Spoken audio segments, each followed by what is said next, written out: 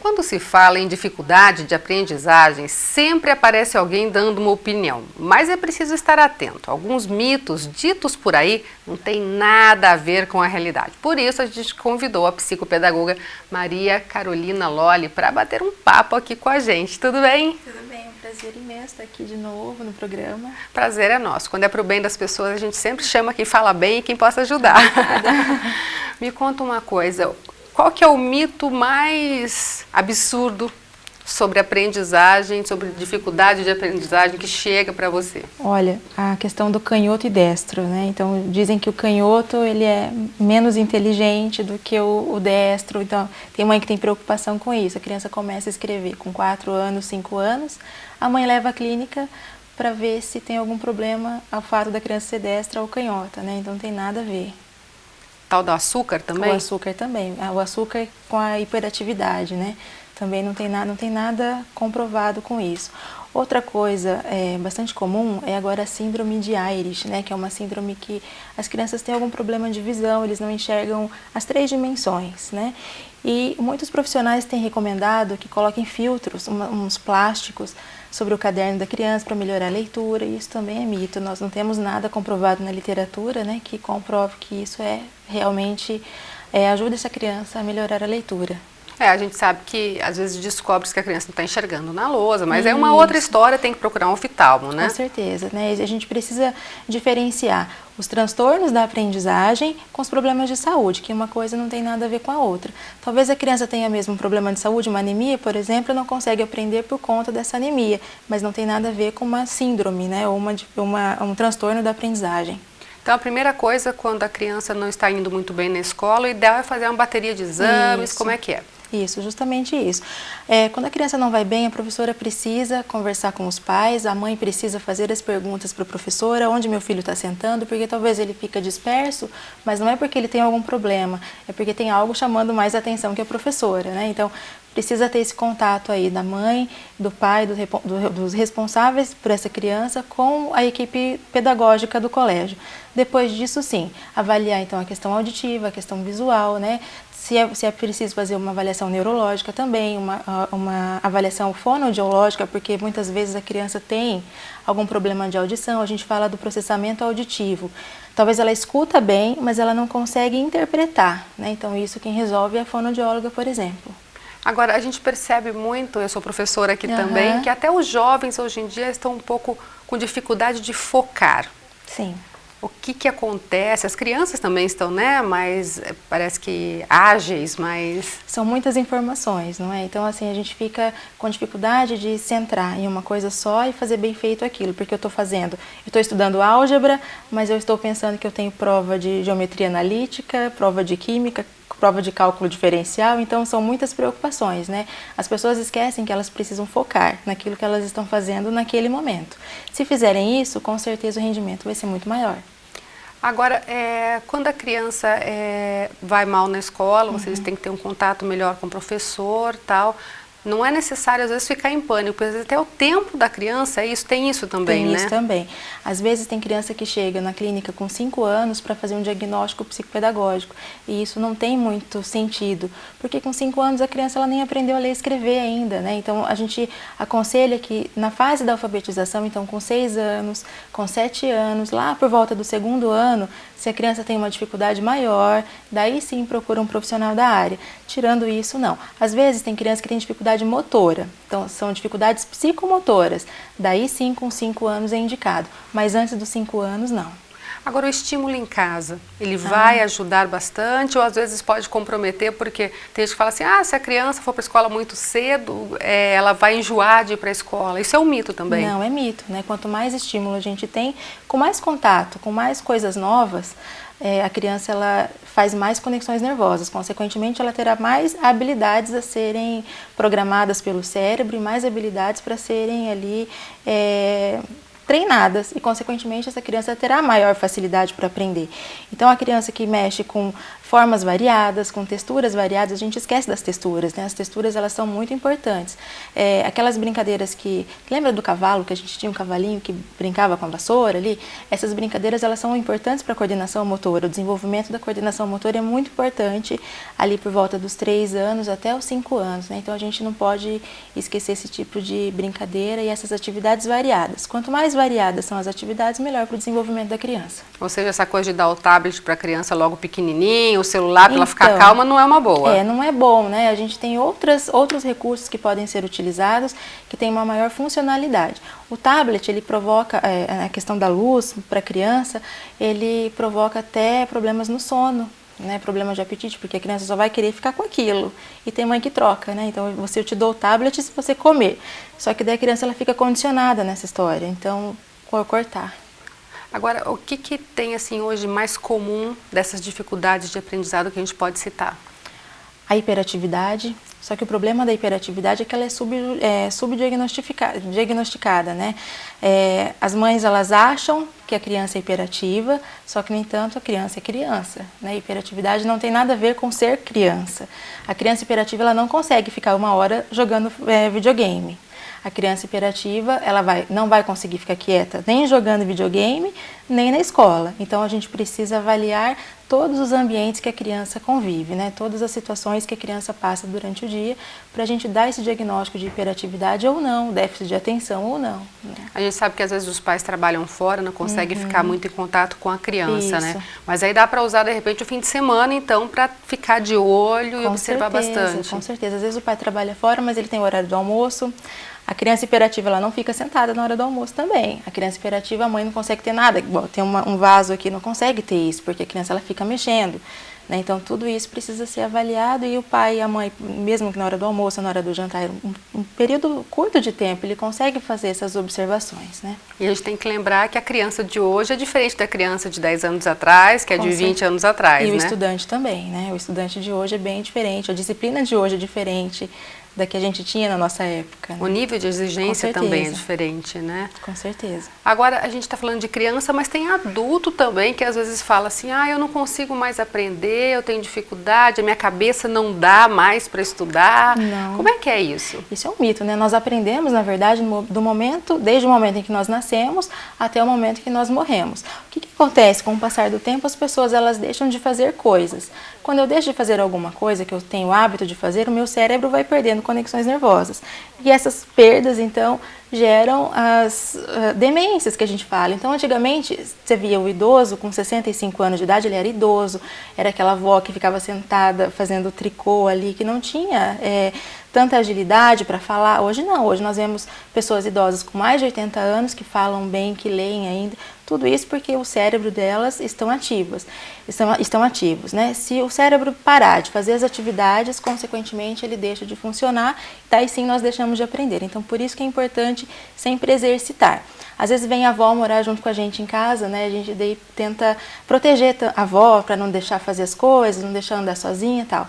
Isso é um erro, né? Então a gente tem que deixar essa avó fazer as coisas que ela gosta, deixar andar assim do jeito que ela gosta, né? Para não deixar, claro que na medida do possível, não deixar eles perderem a agilidade que eles têm. Agora, se a pessoa, por exemplo, parou de estudar e decidiu voltar, ficou um tempo parado, consegue também buscar e recuperar esse tempo? Consequentemente, o nosso cérebro, ele é muito, muito inteligente, eu digo, né? Ele consegue, sim, recuperar o tempo perdido e às vezes fala... eu fiquei sem estudar, perdi o ritmo, ótimo, no primeiro mês vai ser complicado, o segundo mês vai ser um pouco mais fácil e assim por diante, né? A pessoa não pode desistir, né? No começo é difícil. No começo é difícil, como se você tocasse piano, por exemplo, ficasse um mês sem tocar piano, quando você retornar vai ter um pouco de dificuldade. Mas a partir do momento que você retorna àquela atividade habitual, o seu cérebro, ele retoma as conexões nervosas e você continua normalmente. Aí no momento que a gente está vivendo na economia, é bom que as pessoas voltem a estudar, se renovem, né? Pois é, quanto mais a gente estuda, mais o nosso cérebro fica apto para aprender coisas novas, né? Agora, voltando a falar de criança, então. Qual que seria o ideal dos pais começarem, então, a motivar para não entrar nessa história de mitos também, mas para motivar a criança, a partir de quanto tempo já se motiva para que ela consiga ter foco? O que dá para fazer com criança pequena, por exemplo? Pois é. O que acontece é que as pessoas costumam deixar as crianças como é criança, não precisa interagir, né? A criança, ela precisa dessa interação ali, precisa estar conversando com a criança, precisa chamar a atenção da criança para alguns objetos específicos. No quarto mesmo do bebê, precisa ter objetos que chamem a atenção para a criança focar alguns minutos de atenção. A criança de 2 anos, de 3 anos, ela precisa saber que existem momentos que ela precisa ficar quieta, prestando atenção no que você está falando. Já aos 2 anos já dá para ensinar isso. Precisa. A nossa atenção, ela é desenvolvida a partir dos 2 anos, né? E ela chega ao ápice com 6 anos, que é a nossa janela de oportunidade. Não sei se você já ouviu falar. Não, conta um pouquinho disso pra gente. Nós temos uma janela uma janela ali que é bem janelas de oportunidade, que a gente chama. Nessas janelas, nesse período de tempo, nós temos uma maior facilidade de aprender. Então, dos 4 anos até os 7 anos de idade, nós estamos no nosso ápice dessa janela de oportunidade. Então, por isso que se você quer que o seu filho toque piano, por exemplo, aprenda uma nova língua, então nessa idade seria o ideal, que a gente tem mais capacidade de cognição, maior capacidade cognitiva para aprender novas habilidades, né? Então, por volta dos 2 anos, a gente começa a focar, nos preparar para entrar na janela de oportunidade aos 4. Olha que interessante. A gente sabe que às vezes alguns pais falam assim, mas é tão pequenininho, não vai entender ainda se eu falar, não faça isso, fica com dó, né? E uma coisa que o pai precisa ficar bem atento é que, apesar de ser pequeno, a criança ela consegue entender a mensagem que está sendo passada, né? E precisamos prestar atenção também com os desenhos animados que nós deixamos os nossos filhos assistirem. Existem desenhos que, ao invés de ensinarem alguma coisa boa, ensinam costumes que não são adequados. Os desenhos animados, para você ter uma ideia, eles também ajudam no desenvolvimento cognitivo da criança. Então, quando a gente coloca o filho para assistir um desenho, nós precisamos saber qual é a mensagem do desenho. As cores, então desenhos que têm 3 cores, são ideais para a criança? Não. Quanto mais colorido o desenho, melhor.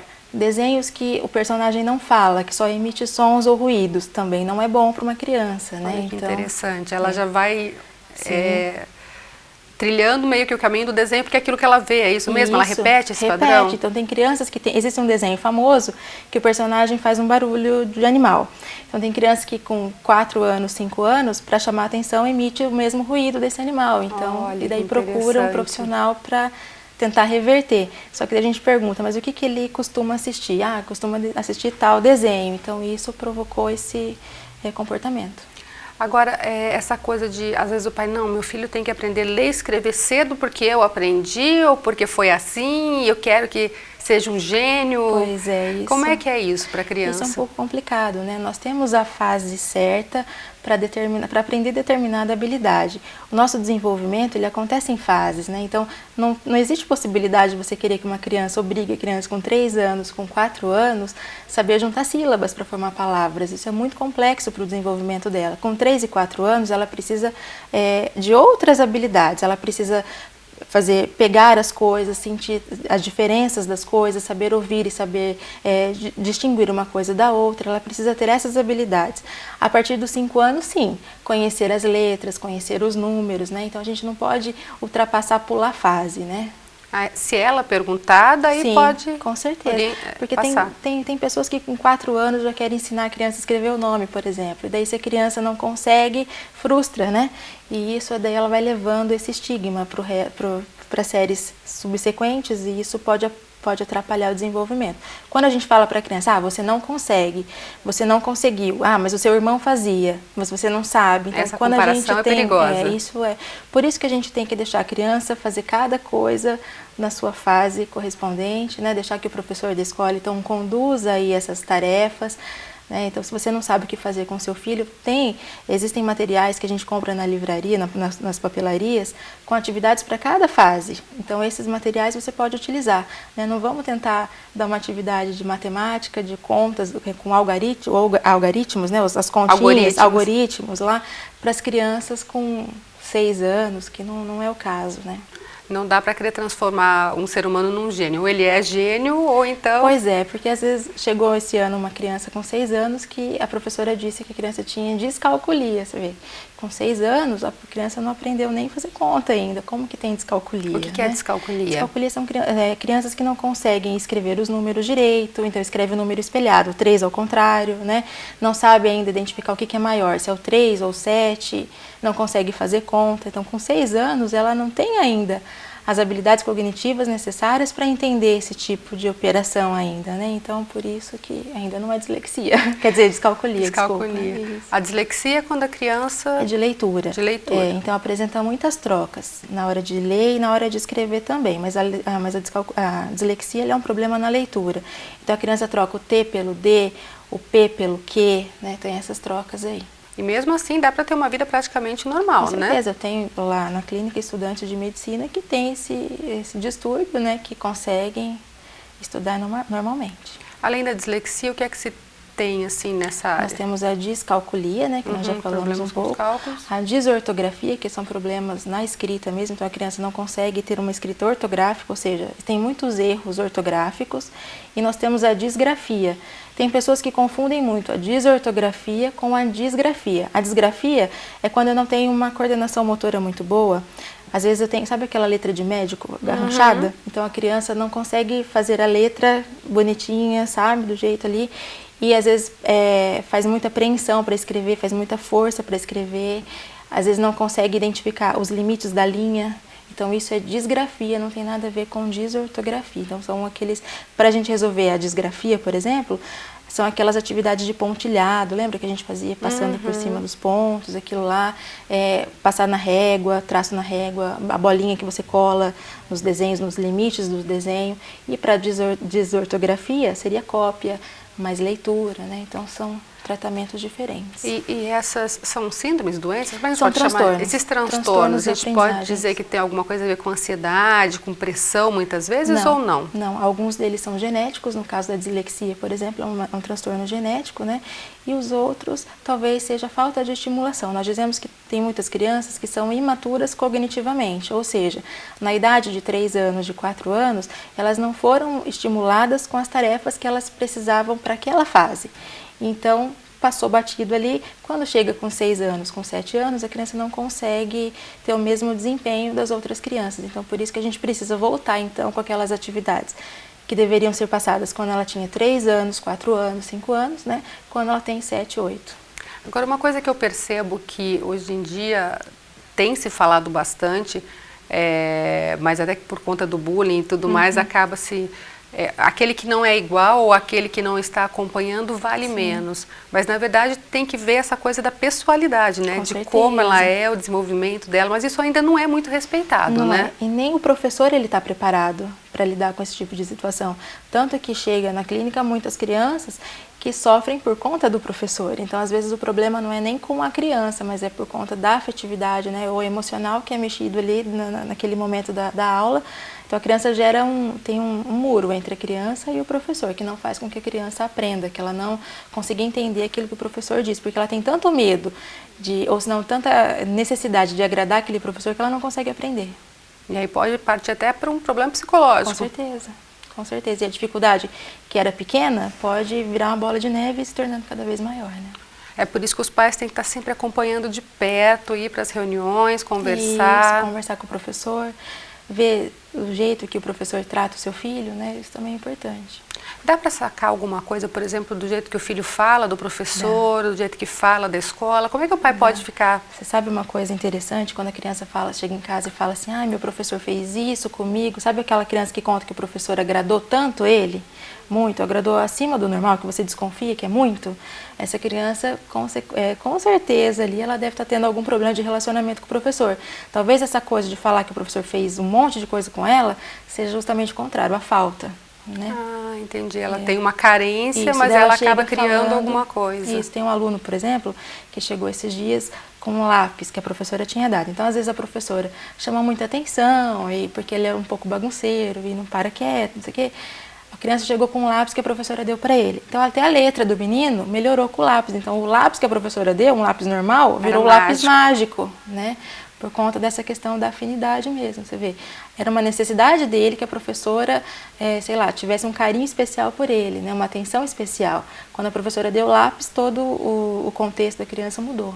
Aí eu lembro que faz tempo, né, quando eu estudava, tinha aquela coisa que a professora gostava mais dos alunos que iam bem. Ah, sim. E aí depois fazendo magistério, o que me ensinaram é que a professora tem que gostar dos que vão mal, Pois porque eles que precisam de atenção, né? Mas todo mundo é humano, né? Esse que é o grande problema. Às vezes a gente não escolhe as crianças que a gente gosta mais, as crianças que a gente gosta menos. O que o professor tem que tentar fazer é não deixar transparecer para todo mundo isso. A criança caiu na sua sala, você vai ter que trabalhar com ela da mesma forma que trabalha com todos, né? Pois é.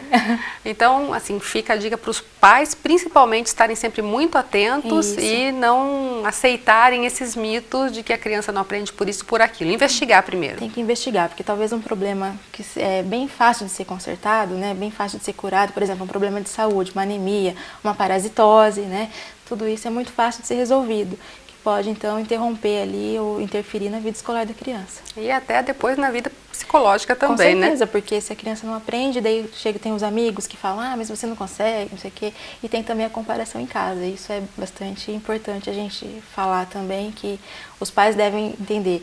Uma criança com dificuldade de aprendizagem não é uma criança doente. Então, dislexia não é doença, disgrafia não é doença, nada disso é doença, né? E tem muitos pais que recebem o diagnóstico e tratam o filho como se o filho fosse doente. Daí a criança ela fica com aquele estigma pro resto da vida, né? Complicado, né? Muito obrigada pela sua participação, então. Então, olha, pais, fiquem atentos, porque afinal de contas, seu filho, sua filha que está ali, né?